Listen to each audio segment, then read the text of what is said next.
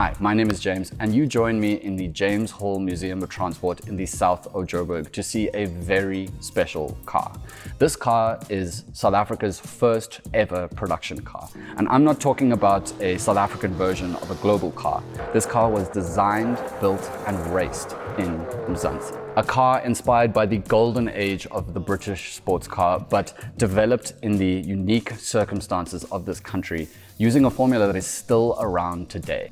A bud nurtured by the blood, sweat, and tears of the underdog grassroots racers that bloomed very short but very beautifully into a true piece of motoring heritage in this country that we can all be proud of. If you'll allow me, let me tell you the story of the GRP Protea. Before getting into the weeds about the preeminent South African Protea, we have to take it all the way back to the end of World War II in Britain.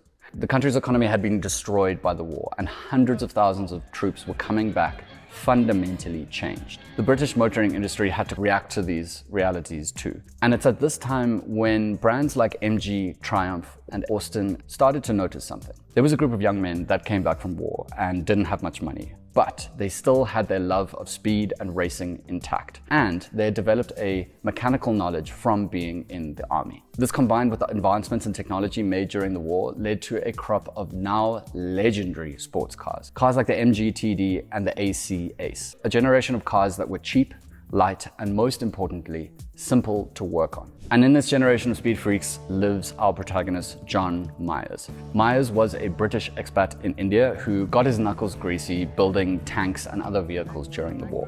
When the war eventually ended, he moved down to South Africa to answer the call for mechanical minds in this country and settled in Joburg. After a few years in the local automotive industry, he caught the bug that was going around Britain and decided, because he couldn't afford a brand new one, he had to build his own super lightweight race car. Most of the race cars at the time were large Grand Tourers with big engines. But Myers and his friends Roland Fincher and Alec Roy saw the value in the British Revolution. In their eyes, the only way to beat big power was to win on power to weight, in a similar kind of idea to the mantra of Colin Chapman at Lotus, which is simplify and add lightness. And they decided to start with an extremely weird decision.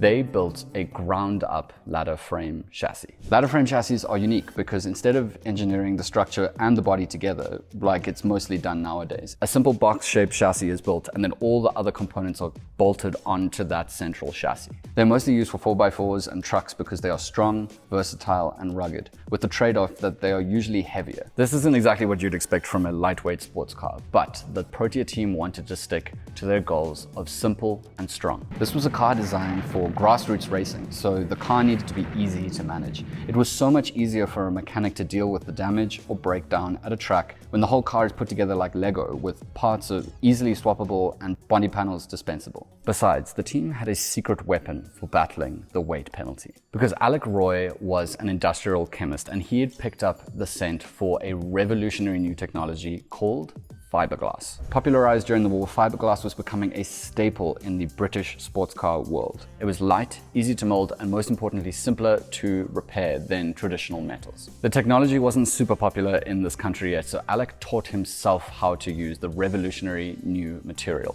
He used chicken wire and paper mache to design the flowing body, and ended up with a beautiful aerodynamic design that has been compared to the Ferrari Testarossa. I mean, it's just pure race car. It's got these gorgeous bulging fenders, swooping lines, and that iconic kinked down door where apparently you can actually touch the ground as you're driving. More importantly than how it looked, it was paired with a tubular space frame, meaning that the car only ended up weighing 750 kgs. The team loved fiberglass so much that they eventually named the company that built the car after it, GRP, or Glass Reinforced Plastic Moldings Engineering. Continuing on the theme of simple and light, they sourced the running gear from the very pedestrian Ford Anglia. This choice was done to keep running costs low and repairs easy, keeping in line with the original vision of the car. The 1.2 litre 100E engine provided an eye-watering 54 kilowatts. Now, my Toyota Daily could outpace that nowadays, but you have to remember, because of the light weight, the power to weight was far more important than the dyno figure. The car could even reach 136 kilometers an hour, which again My Toyota Daily can totally smoke that nowadays. But you have to remember, this is a car designed and built in a shed using an economy car's drivetrain. I still think that's pretty incredible for 1956. Working after hours from their day jobs, the three men slaved away in a workshop in the south of Joburg, actually a couple of kilometers away from the James Hall Museum. Wasn't exactly ideal working conditions. The only thing that kept these guys going was their love for racing and their belief in this car. And finally, after slaving away for months and months, they produced this car, this exact prototype, and they named it after South Africa's national flower, the Protea.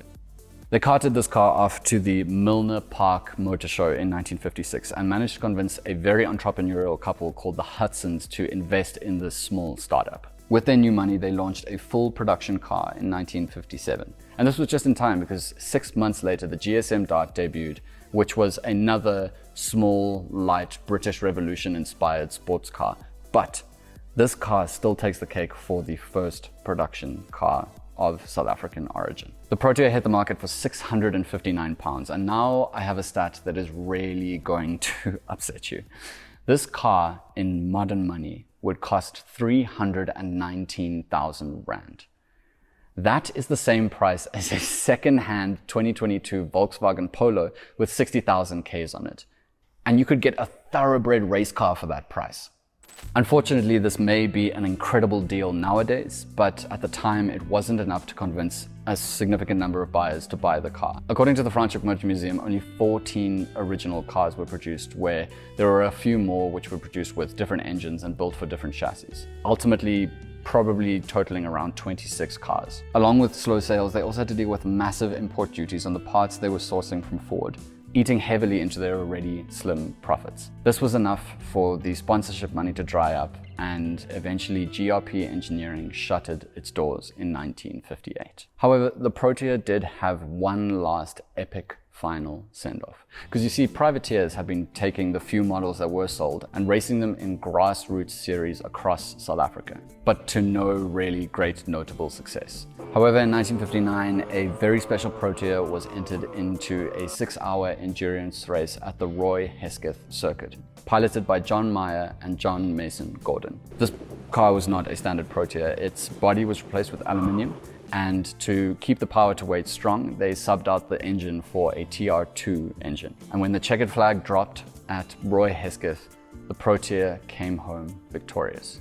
This car is actually still around in private ownership, and along with this prototype, there are 2 more cars. One is in the Franschhoek Motor Museum, which is chassis number 4, and the last one is owned by Ian Schwartz, who is a hero of mine, because not only is he restoring his original Protea, he literally wrote the book on this car. When I first learnt about this car, I had a mixture of feelings. I was incredibly proud of the fact that we created such an insane, batshit, purebred racer for our first production car ever. But at the same time, I felt disappointed that it was such a fundamental commercial failure. However, in the process of making this video, I have come to realize that this car is actually almost the perfect representation of South Africa. And you're gonna have to let me land on this point. Because I feel like us South Africans, for a multitude of reasons, have a very special sense of resilience. To take a bad situation and make it work no matter how you get through. It doesn't matter if you make it, it just matters that you make it. And for me, this car represents that exact thing. It's 3 men who couldn't get what they wanted, so they built it anyway.